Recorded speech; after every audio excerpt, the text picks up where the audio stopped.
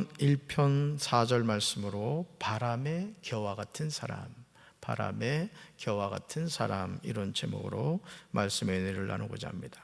시냇가에 심은 나무가 철을 따라 열매를 맺습니다. 그 잎사귀가 마르지 않습니다. 우리는 누구나 시냇가에 심은 나무 같은 삶을 꿈꾸죠. 그렇죠? 자신이 하는 모든 일이 다 형통한 삶을 산다는 것이 얼마나 설레는 일입니까? 하지만 악인들은 다르다는 거예요. 오늘 우리가 이 형통한 삶이란 게 뭐냐라는 것도 잘 여러분이 분별을 해야 되는데, 예를 들어 이제 요셉의 삶을 보잔 말이죠. 하나님이 요셉에게 엄청난 꿈을 2번이나 꾸게 하셨습니다. 앞으로 있을 일에 대한 몽조죠. 자, 그런데 그 요셉의 삶이 어떻게 돼요? 17세 형들의 손에 애굽의 노예로 팔려가게 되죠. 자, 보디발의 집에서 열심히 일했더니 가정 총무를 세워줍니다. 그런데 보디발의 아내가 어떻게 해요? 날마다 동침하자고 미혹합니다. 나는 하나님을 믿는 사람이기 때문에 그렇게 할 수 없다. 그랬더니 어떻게 돼요? 거짓말, 남편한테 거짓말해서 어디도 떨어져요? 감옥으로 떨어지죠. 가장 사랑받는 아들에서 노예로 팔리고 또 열심히 해서 가정 총무 되는데 다시 감옥으로 가죠. 형통한 삶입니까? 육신의 눈으로 볼 때는 형통한 삶이 아니라 불통하는 삶이죠. 꼬여도 인생이 그렇게 꼬일 수 없죠. 그렇지만 하나님의 시간표에서는 그것이 형통의 길이었다는 거예요. 그러니까 오늘 우리가 신앙생활하면서 어디서 넘어지느냐, 내 삶에 어려움과 환난이 다가올 때 우리는 그것을 두려워한단 말이에요. 이거 아닌데? 그러면서 기도해야 될 사람이 손을 놔버린 거예요. 만약 요셉이 감옥에 갇혔을 때 내가 하나님을 경외하는 믿음 가지고 있었는데 하나님이 어떻게 나한테 이럴 수 있어? 하나님, 우리 서로 관계 끊읍시다. 이랬다면 어떻게 됐을까요? 요셉이 결국 30세 애굽의 총리가 되는 일은 없었을 겁니다. 오늘 우리 삶에도 하나님의 시간표가 있어요. 따라서 내 삶에 하나님의 시간표가 있습니다. 아멘. 네. 우리가 모든 일이 다 형통한 삶을 산다는 것은 가슴 설레는 일이에요. 그런데 악인들은 다르다는 거예요. 시편 1편 4절에서 시편 기자는요, 분명하게 경고해요. 같이 읽습니다. 악인들은 그렇지 아니하며 오직 바람에 나는 겨와 같도다. 아멘. 우리는 여기서 말하는 악인들이 3절에 나오는 그가 하는 모든 일이 다 형통한 사람과 반대가 되는 사람들임을 알게 됩니다. 사랑하는 성도 여러분, 누가 악인들일까요? 누가 악인들이에요?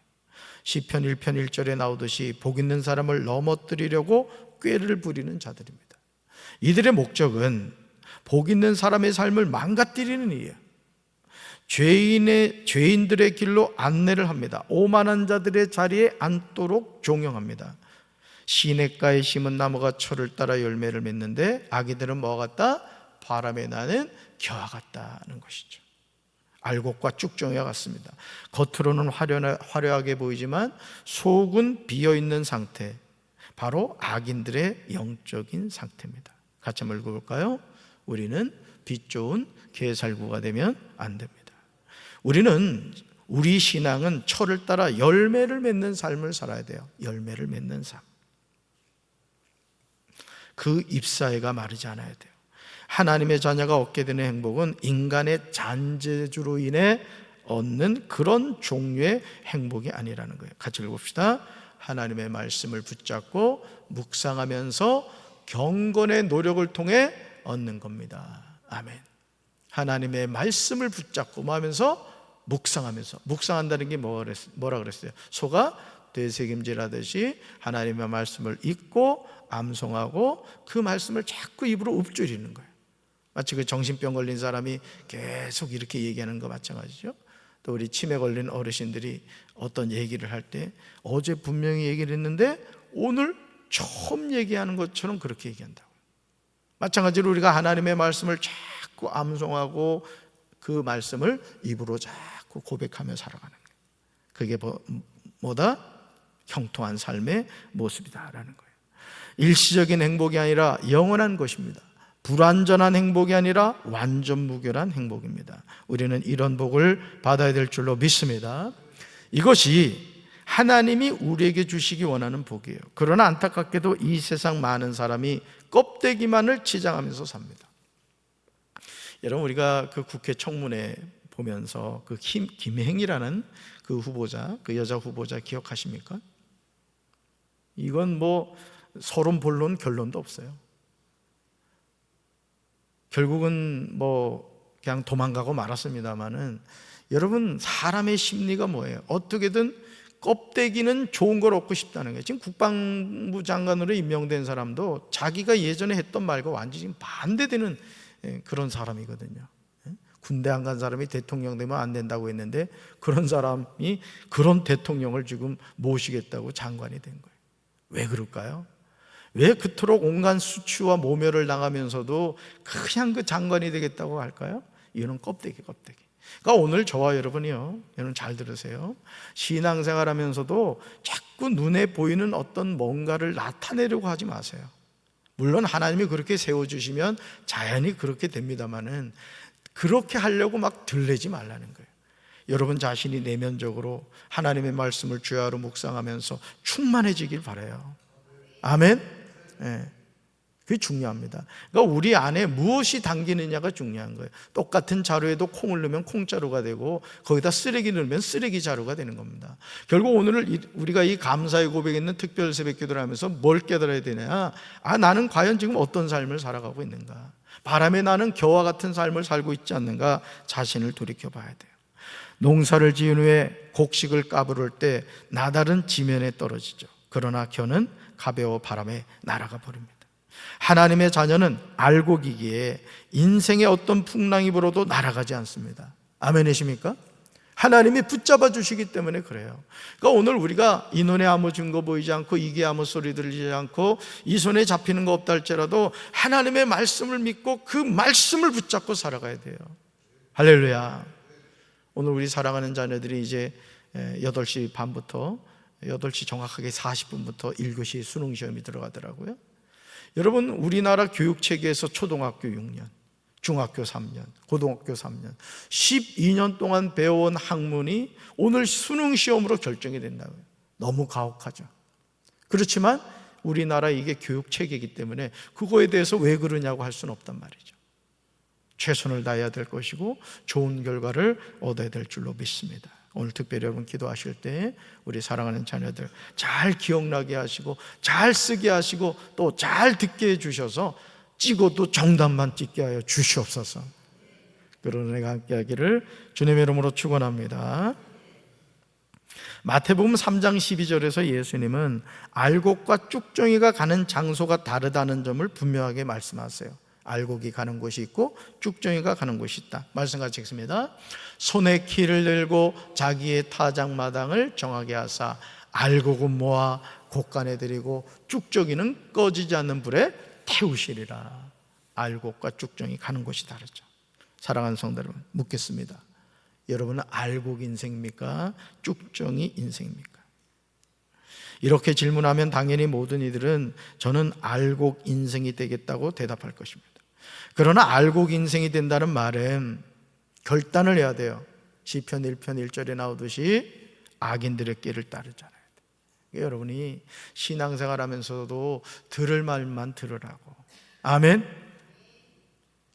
좋지 않은 말을 듣지도 말고 옮기는 일도 하지 말라고. 이 말을 잘 옮기는 사람들은 고치셔야 됩니다.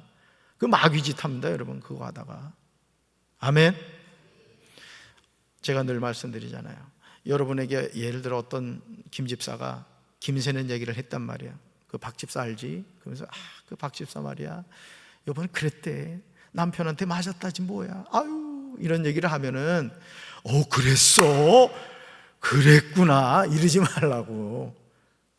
김집사님, 그런 얘기 나한테 하지 마. 딱 끊어버리시다. 그리고 그걸 옮기지도 말라고. 아멘. 그러니까 여러분의 입술에서는 항상 믿음의 말, 긍정의 말, 축복의 말, 은혜의 말만 있어야 되는 거예요. 그래서 우리 교회가 좋은 교회가 된다는 건 뭐냐? 좋은 얘기를 자꾸 하는 거예요. 좋은 얘기. 그리고 예를 들어 어떤 어려움이 처한, 예를 들어 어느 권사님이 어려움에 처했다, 또 육신의 병이 들었다, 그러면 여러분들이 해야 될 일이 그냥 오두방정 떠는 게 아니라 그 권사님을 생각하면서 와서 기도해주고 권면해주고 그래야 되는 거라고요. 할렐루야. 알곡 인생이 된다는 말은 뭐다? 악인들의 길을 따르지 않아야 돼요. 또 죄인들의 길에 서지 말아야 돼요. 서야 될 자리가 있고 서지 말아야 될 자리가 있는 거예요. 그걸 분별하는 것이 알곡 인생이 되는 거다. 또 오만한 자들의 자리에 앉지 않아야 돼요. 그런 다음에 오직 하나님의 말씀을 즐거워하면서 그 말씀을 주야로 묵상하는 삶을 살아가야 되는 거예요. 손에 키를 들고 자기의 타작마당을 정하게 하신다는 예수님의 말씀을 명심해야 됩니다. 우리 인생은 정해진 때가 되면 타작마당에서 키질을 당하게 되는 거예요. 여러분이 강경에서 논산 가다 보면 좌우에 논이 있습니다. 지금 보세요. 지금까지 벼 그대로 있는 데 있어요? 없죠. 뭐예요? 다 추수했다는 얘기예요. 우리 인생도 추수 때가 다가온다고요. 과일나무도 나무에 늘 매달려 있습니까? 때 되면 주인이 다 딴다고요. 물론 그 까마귀나 까치 먹으라고 몇 개 남겨두긴 합니다만은 우리 인생도 하나님의 추수 때가 온다 이거지. 아멘. 어떻게 보면 저와 여러분이 그때를 위해서 살아가는 겁니다. 그때를 위해서. 우리 학생들이 12년이라는 긴 기간을 초등, 중등, 고등 과정을 공부하면서 언제를 위해서 살아갑니까? 사실은 수능 시험을 위해서 그렇게 달려가는 거라고요. 물론 대학 지나가지 않는 친구들은 뭐 고등학교 때 공무원 시험을 본다거나 다른 진로를 찾아가기도 합니다만은 대부분은 이 수능 시험이 우리 학생들의 목표라고. 그래서 12년 동안 얼마나 성실하게 선생님 말을 듣고 학창 생활을 보냈는가의 결과를 얻는 거예요. 우리 인생도 그렇다는 거예요. 우리 인생도. 그리고 그때 알곡과 쭉정이가 가는 장소가 달라지죠. 어제도 여러분 미련한 5처녀, 슬기 있는 5처녀 무슨 차이라 그랬어요? 그릇에 기름을 준비하고 있는가. 그러니까 여러분 다 그렇습니다. 성경 말씀을 읽어보면 다윗의 길로 간 왕들, 여로보암의 길로, 아합의 길로 간 왕들 항상 나눠지는 거예요. 성경이 흑백 논리를 얘기하지는 않습니다만 생명의 길을 얘기하고 멸망의 길을 얘기하는 거예요. 나는 우리 사랑하는 성도들이 알곡 신앙 갖게 되기 바라요. 생명의 길 걸어가게 되시길 바랍니다. 감사의 고백있는 이 특별 새벽 기도를 통해서 어제도 제가 말씀드렸지만 써보시란 말이에요. 예? 내 홈페이지에다 긴 장문 써놨는데 읽어본 사람 한번 손 들어봐. 너무 바빠서 못 읽어봤구나. 홈페이지 들어가 읽어봐. 우리 목사님이 이런 감사 제목이 있었구나, 또 이런 기도 제목이 있었구나 알게 되실 거예요. 누가복음 16장에 부자와 거지 나사로의 비유에서 한 부자가 간 곳은 음부였습니다. 자, 뭘 말하죠? 하나님의 심판이 있다는 거예요. 인생을 이 세상에서 막 살아서는 안 되는 이유가 거기 있다는 것이죠. 거지 나사로가 간 곳은 아브라함의 품이었어요. 같이 읽어봅시다. 인생은 누구나 죽음 후에 천국과 지옥의 갈림길에 섭니다. 한 번 더요. 인생은 누구나 죽음 후에 천국과 지옥의 갈림길에 섭니다. 만약 한 부자가 죽음 이후에 또 다른 세계가 있다는 사실을 알았다면 자색옷과 고운 베옷을 입고 날마다 호화롭게 즐기는 삶에 몰두했을까요? 저는 그렇지 않다고 확신합니다. 한 부자는 이 생의 삶이 전부라고 생각했고 그 삶에 올인했던 거예요. 그리고 막상 죽어보니 죽음으로 인생이 끝나지 않는다는 사실을 너무 늦게 알아버린 거예요. 너무 늦게. 정말 안타깝게도 한 부자는 자신의 삶을 돌이키기에는 너무 늦어버린 상태였다는 거죠. 그게 여러분 오늘 분명히 기억하시란 말이에요. 감사의 고백에는 특별 새벽기도의 넷째 날 여러분이 이렇게 보내시면서 악인은 그렇지 않으며 오직 바람에 나는 겨와 같도다. 과연 나는 알곡이냐? 바람에 나는 겨냐? 나는 천국 갈 인생이냐? 지옥 갈 인생이냐? 여러분 자신을 돌이켜보란 말이에요. 여러분 농사를 똑같이 짓는 것 같아도요, 농사를 어떤 사람은 30배, 60배, 100배 열매를 거두는 사람이 있고 어떤 사람은 거둘 게 없는 사람이 있습니다. 오늘 우리 삶도 마찬가지예요. 여러분이 하나님 앞에 무엇을 심고 있는가 자신을 돌이켜보시기 바래요. 할렐루야. 어제 권사님 한번 제가 전화 신방을 하면서 기도를 해드렸습니다만 이 다리를 접질리셔가지고 계단을 오르내릴 수 없다는 게 오늘 보니까 나오시고 헌금을 하나님께 드렸어요. 믿음으로 이겨내시는 거죠. 오늘 우리의 삶도 마찬가지입니다. 저는 우리 사랑하는 성도 여러분들이 하나님을 가까이 하고 주님을 위하여 심을 줄 아는 믿음의 결단이 있게 되길 주님의 이름으로 축원합니다. 그러므로 알곡은 모아 곡간에 들이고 쭉정이는 꺼지지 않는 불에 태우신다는 거예요. 잠시 살아가는 인생인데 바람에 나는 겨와 같은 삶을 산다는 것이 얼마나 허무합니까? 우리 주변에 목적 없이 방황하는 인생들이 얼마나 많아요. 외적으로는 성공적인 삶을 산다고 하지만 내적으로는 영적으로 메말라서 술과 말개 찌들어 살아가는 사람이 얼마나 많냐고요. 시냇가에 심어진 나무의 견고성과 바람에 나는 겨와 같은 허무성을 보시기 바라요. 오늘 내가 왜 흔들리는 인생을 살아가느냐? 여러분 자신을 한번 돌이켜보라고요. 제가 이 체육대하고 이제 허리 이 담이 걸려가지고 고생을 해보니까요, 다른 생각이 안 나는 거야. 왜냐하면 조그만 몸을 움직여도 눕지도 못하는 거야. 오늘도 집사람이 양말 신겨줬거든요. 그래서 일부러 아픈 척하고 일주일 내내 가야 되겠다 이런 마음도 들기도 합니다. 그 엄마 생각나잖아. 어릴 때 왜 초등학교 가려고 하면은 참 가난하던 시절이잖아요. 그러면 이 겨울 양말 같은 경우는요, 온전한 양말을 제가 신어본 적이 없어. 양말 바닥이 빵꾸가 나면은 그 보통 버리잖아. 지금 그냥 이 천을 갖다가 대가지고 이건 거의 뭐 신발 바닥이 하나 더 생겨. 그러니 이게 뭐 애가 신을 수 있습니까? 엄마가 막 또 크지도 않아 작아가지고 막 그냥 집어넣으시고 그래. 그게 갑자기 엄마 생각이 나잖아.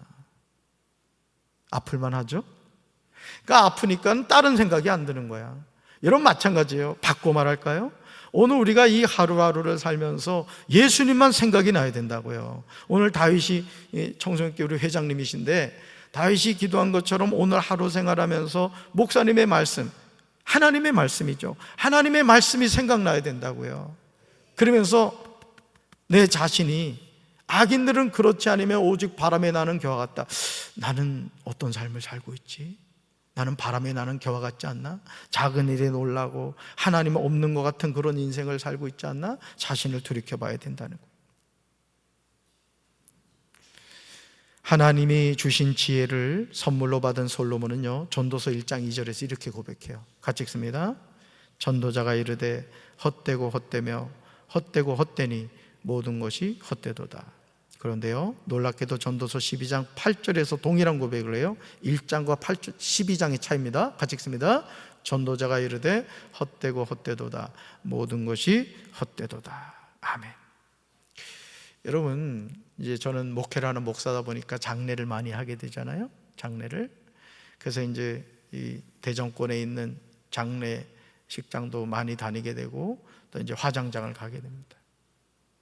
자, 이 시간 기분 나빠하지 말고 저와 여러분이 모두 고인이 되어 관 속에 넣어져 화장장에 가 있다고 생각해 봅시다.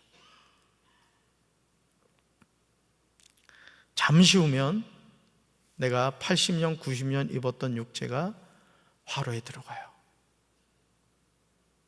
자, 그때 하나님이 저와 여러분에게 은혜를 베풀어 주셔서 관을 두드리면서 이제 놀래가지고 관 뚜껑을 열고 나와서 10분만 얘기할 수 있는 기회를 준다고 생각해 봅시다. 무슨 말을 할 것 같아요? 10분 후에 다시 들어가야 돼, 화로에. 어떤 말을 할 것 같아요? 또 자신의 삶을 돌이켜보면서 가장 후회가 되는 게 뭐라고 생각하세요? 오늘 시편 1편 4절은 우리에게요, 그거를 던지고 있는 거예요. 너 악인들이냐? 아니면 의인들이냐 이거죠. 너 알곡이냐? 바람에 나는 겨냐? 너 생명의 길을 가고 있니? 멸망의 길을 가고 있니? 그걸 우리에게 묻고 있는 거예요. 저는 우리가 온전할 수는 없죠. 후회할 수밖에 없는 인생을 살아가요. 그러나 적어도 하나님 앞에 섰을 때 나의 나던 것은 하나님의 은혜입니다. 여기까지 인도하신 하나님의 은혜를 찬양합니다. 하나님을 향하여 그런 고백을 할 수 있게 되길 주님의 이름으로 축원합니다. 여러분 자녀에게, 여러분 가족에게 무엇을 전해줘야 되겠습니까? 특별히 여러분의 사랑하는 자녀들에게 무엇을 물려줘야 되겠습니까? 바람에 나는 겨와 같은 그런 것들 물려주시겠습니까? 여호와의 율법이 없는 인생은 헛된 인생을 살아갈 수밖에 없습니다. 이제 우리는 선택해야 돼요. 시냇가에 심은 나무가 될 것인가? 아니면 바람에 나는 겨가 될 것인가? 같이 읽어봅시다. 선택은 자신의 몫입니다. 한 번 더요. 선택은 자신의 몫입니다.